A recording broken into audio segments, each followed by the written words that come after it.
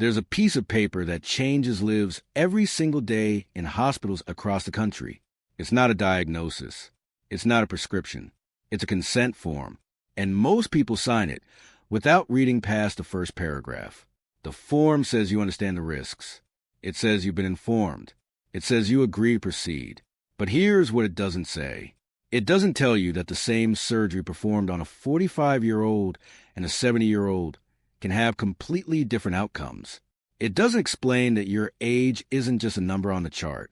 It's a variable that changes everything about how your body responds to the knife, the anesthesia, and the recovery. I'm talking about surgeries that get called routine, procedures that sound straightforward, operations that doctors recommend every day without hesitation.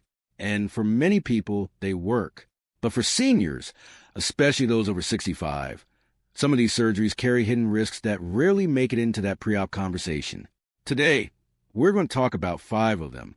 5 surgeries that require a very different discussion when you're older, not because you're too fragile, but because your body plays by different rules now. And understanding those rules could be the most important thing you learn this year. Let me explain what actually happens inside an older body when it faces major surgery. When you're younger, your body has what doctors call physiological reserve. It's like having extra fuel in the tank. Your heart can speed up when stressed. Your lungs can work harder. Your immune system can fight on multiple fronts. Your kidneys can filter medications faster. If something goes wrong during or after surgery, your body compensates automatically. But after 60, that reserve starts to shrink. Not because you're weak, because your systems have been running for decades. And when you throw a major stressor at them like a 6-hour operation, they don't respond the same way. Here's the part most people don't realize. The surgery itself is often not the problem. What becomes dangerous is the 72 hours after you wake up. That's the window where complications snowball. A small infection that a younger body fights off becomes sepsis. A minor fluid imbalance becomes heart failure. A bit of confusion becomes full delirium that lasts weeks. In younger patients, these complications get corrected fast. In older patients, they stack. One problem triggers another. And suddenly, what was supposed to be a routine recovery turns into a medical crisis. So the question you should be asking isn't, can I survive the surgery? The question is, can I survive what comes after? And that's exactly the lens we need to use when we talk about these 5 procedures.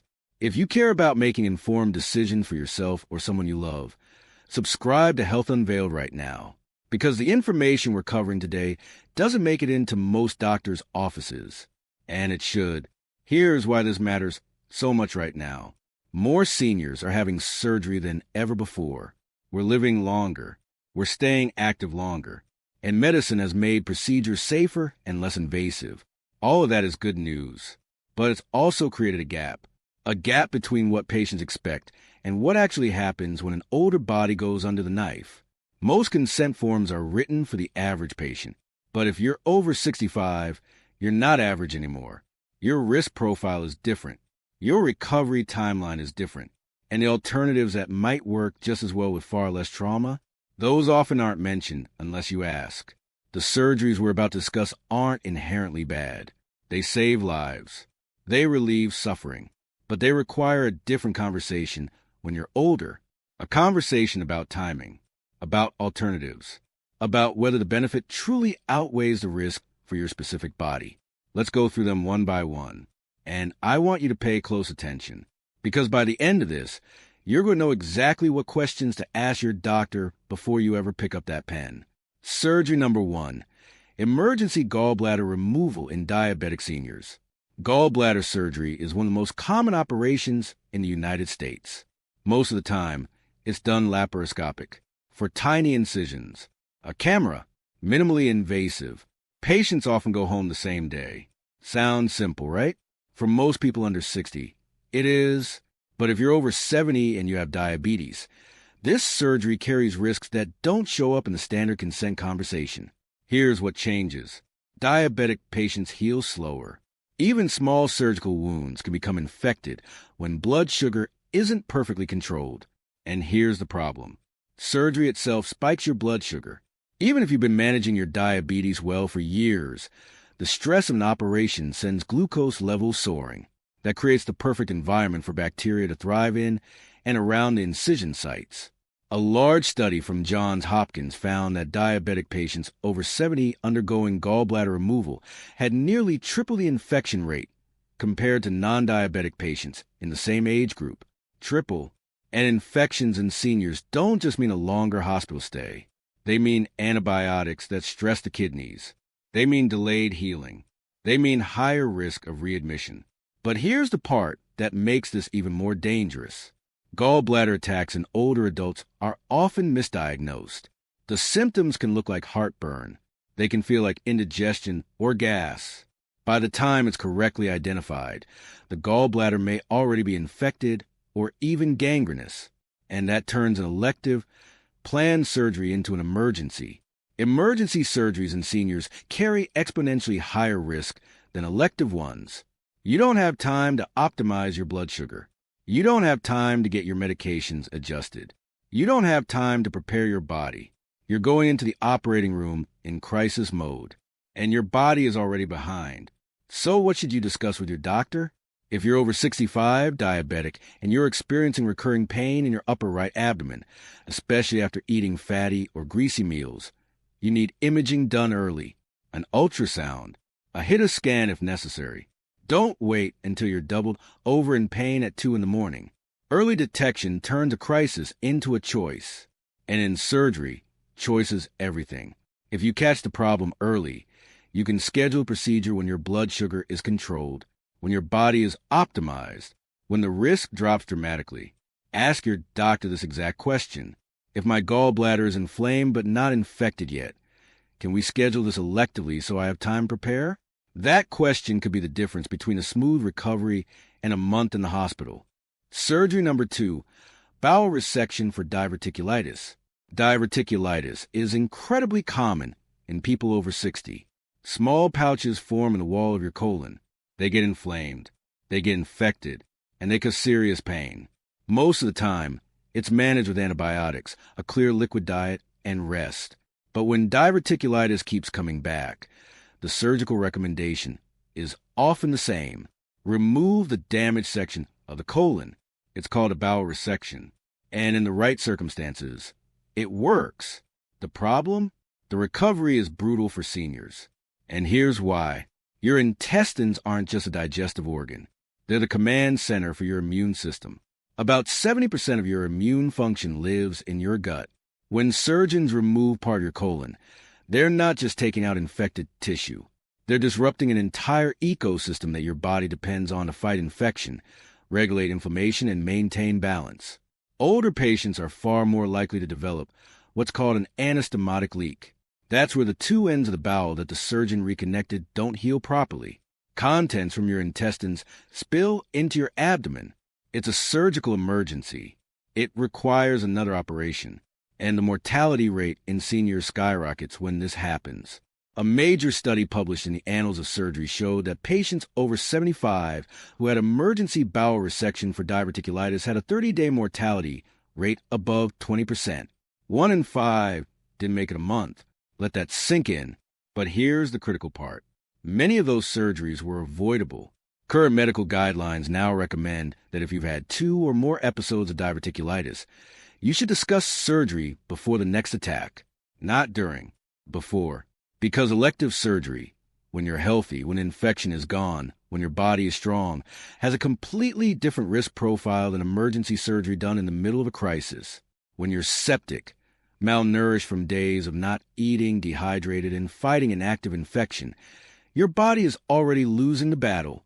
Adding major surgery on top of that is like asking a drowning person to swim faster. So here's the conversation you need to have with your doctor. If you've had diverticulitis more than once, ask this. What's our plan if this happens again? Do we schedule surgery now while I'm healthy? Or do we wait and take the risk? That's not a conversation to have in an ambulance. It's a conversation to have in your doctor's office when you have time to think, time to prepare, and time to optimize your outcome. But the next surgery we need to talk about sits in an even trickier gray zone.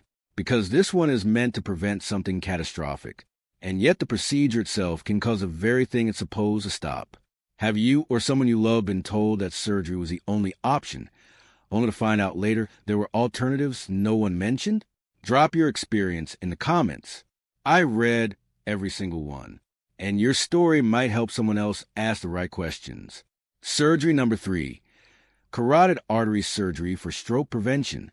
Your carotid arteries are the major blood vessels that run up both sides of your neck.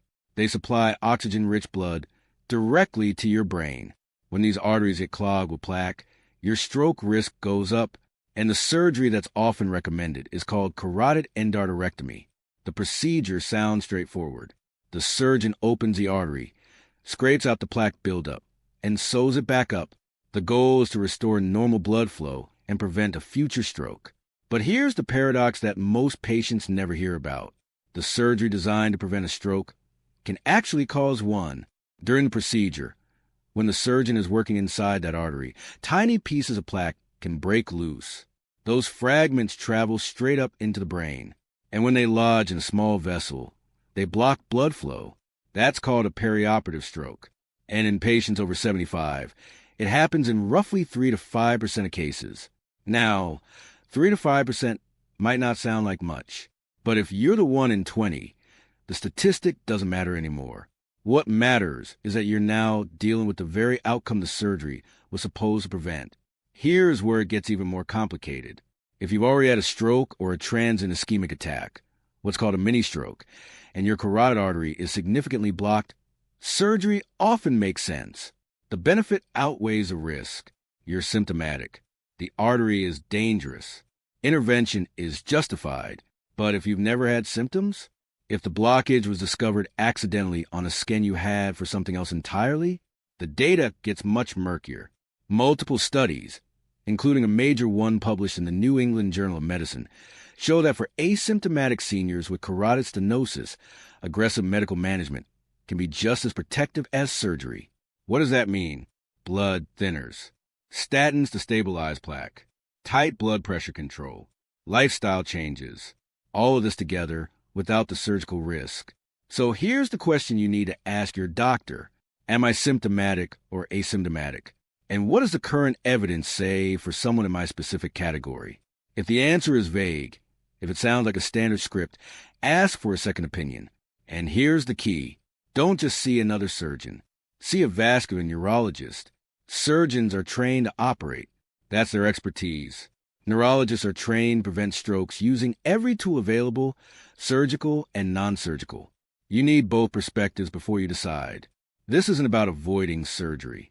It's about making sure surgery is truly the best option for you, not for the average patient. For you, surgery number 4, lung resection for early-stage cancer. When someone hears the word cancer, the instinct is immediate and powerful. Cut it out. Remove it. Get it out of my body. I understand that completely. Anyone would feel that way. But here's what years of evidence are now showing us. For seniors with early-stage lung cancer, surgery isn't always the best path forward. And in some cases, it's not even necessary. Lung resection means removing part of your lung, or, in some cases, an entire lobe. It's major surgery. It requires general anesthesia, a breathing tube, days in intensive care, and weeks of painful recovery. And here's the hard truth. Your lungs don't grow back. If you're 72 and they remove your lower right lobe, you're living the rest of your life with reduced lung capacity. For some people, especially those in good overall health, that's manageable. But for others, particularly seniors with chronic obstructive pulmonary disease, emphysema, or a history of smoking, losing part of a lung is debilitating. Climbing stairs becomes exhausting. Walking across a room leaves you breathless. Your quality of life takes a hit that never fully recovers. Now, here's what most patients never hear about. There's an alternative. It's called stereotactic body radiation therapy, or SBRT. Highly focused, precisely targeted radiation delivered to the tumor. No incisions. No breathing tube. Outpatient treatment. You go home the same day. And the survival rates? A landmark trial called the STAR study compared surgery to SBRT in older adults with small, early-stage lung tumors. The results were striking. The long-term survival was nearly identical. Same outcomes. A fraction of the risk. massively shorter recovery. So why do more patients know about this? Because it's still not offered routinely. In many hospitals, the reflex is still the same. Cancer equals scalpel. The oncologist refers to the surgeon. The surgeon does what surgeons do. And radiation oncology never enters the conversation. If you or a loved one is over 70 and facing lung surgery for a small, early-stage tumor, you need to ask this exact question. Am I a candidate for SBRT or other radiation-based treatments? And if not, why not? Make them explain it in detail, not in generalities. You deserve to know every option on the table, not just the one your surgeon is most experienced with, not just the one your hospital prefers. Every option. This is your body, your lungs, your breathing for the rest of your life. You get to know all the choices. Surgery number 5, total knee replacement in patients with heart disease. Knee replacement is genuinely one of the marvels of modern medicine. For the right patient, it's life-changing. People go from barely being able to walk to hiking, traveling, playing with grandchildren. I've seen it transform lives. It's remarkable. But if you're over 70 and you have underlying heart disease, coronary artery disease, congestive heart failure, or arrhythmias, this elective surgery carries cardiovascular risks that don't always get explained clearly. Here's what happens during a knee replacement that puts stress on your heart. Surgeons use a tourniquet to stop blood flow to your leg during the procedure. It keeps the surgical field clean. It reduces bleeding. Standard practice. But when that tourniquet is released, there's a sudden massive rush of blood back into your leg. Along with that blood comes a flood of metabolic waste, lactic acid, and inflammatory markers that have been building up in the oxygen-starved tissue. All of that dumps back into your central circulation at once. Your heart has to handle that surge. For a healthy heart, no problem. It compensates. For a compromised heart, especially one that's already struggling with reduced function or irregular rhythms, that surge can tip you into arrhythmia, fluid overload, or even acute heart failure. A study published in the Journal of Bone and Joint Surgery found that patients over 75 with pre-existing cardiovascular disease had more than double the rate of major cardiac events within 30 days of knee replacement compared to those without heart problems. More than double. And here's what frustrates me. Many of these patients were never properly cleared by a cardiologist before surgery. They saw the orthopedic surgeon. They got the x-rays. They signed the consent form. Surgery was scheduled. Nobody asked, is your heart strong enough for this? So if you're considering knee replacement and you have any history of heart disease, high blood pressure, arrhythmias, or heart failure, you need to insist on a full cardiac workup first. Not a formality. A real evaluation. Stress test. Echocardiogram. Clearance from a cardiologist who understands the specific demands of the surgery. And ask your orthopedic surgeon this. What's your protocol for patients with cardiac history? Do you coordinate with a cardiologist before and after the operation? If the answer is dismissive, if they brush it off as unnecessary, find a different surgeon. Your heart deserves that level of care. Now, let's talk about what you actually do with all of this information, because knowledge without action is just anxiety. And the goal here isn't to scare you away from surgery. It's to make sure that if you do have surgery, you're walking in with your eyes open, your body optimized, and your questions answered. Here are 3 steps every senior, or every family member advocating for a senior, should take before agreeing to any high-risk surgery. Step 1, ask for a geriatric assessment. Not all 70-year-olds are the same. Some run marathons. Some struggle to climb stairs. A geriatric assessment evaluates your functional age, not your chronological age. It looks at frailty, cognitive function, nutritional status, muscle mass, and social support. Hospitals with specialized geriatric surgery programs use these assessments to predict who will do well and who won't. They identify patients who need extra support, extra time, or a different approach entirely. If your hospital doesn't offer one automatically, ask for it anyway. It shows you're informed. And it gives your surgical team critical information they might have missed. Step 2, request a multidisciplinary conference. This means getting your surgeon, your primary care doctor, an anesthesiologist, and ideally a geriatrician or internist in the same room or on the same call to discuss your case together. You'd be surprised how often the anesthesiologist has concerns the surgeon never heard, or the primary care doctor knows about medication interactions the surgical team wasn't aware of. One coordinated conversation can change the entire plan. It can reveal alternatives. It can catch red flags early. And it can make sure everyone is working toward the same goal, your best outcome. Step 3. Ask about prehabilitation. Prehab is exactly what it sounds like. Getting stronger before surgery, not just after. Physical therapy to build muscle and endurance. Nutritional optimization to support healing. Breathing exercises to improve lung function. Blood sugar control. Blood pressure management. Studies show that seniors who go through even 2 to 4 weeks of prehabilitation have fewer complications, shorter hospital stays, and faster recovery times.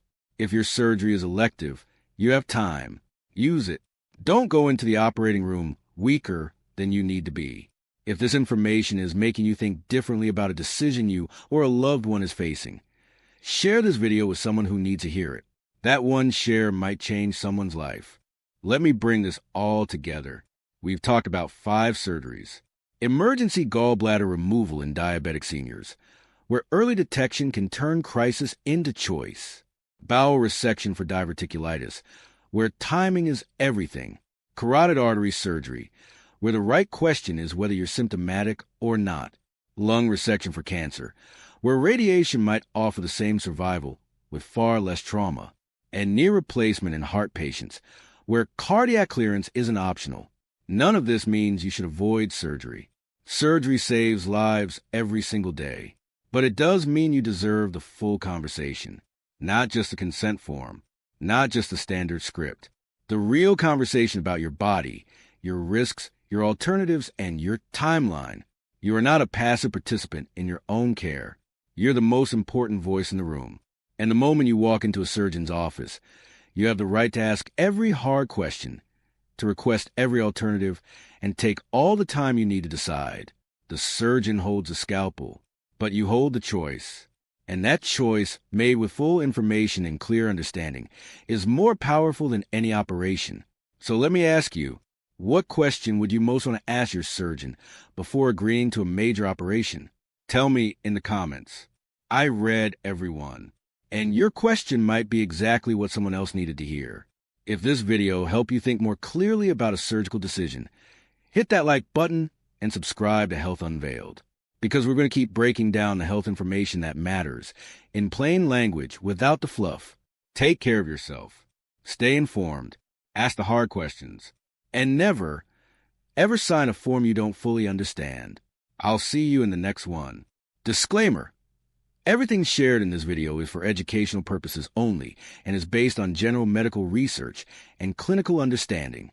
It is not personal medical advice. Every individual's health situation is unique. Always consult with your own healthcare provider before making any decisions about surgery, treatment, or changes to your medical care. Do not stop or alter prescribed medications without speaking to your doctor.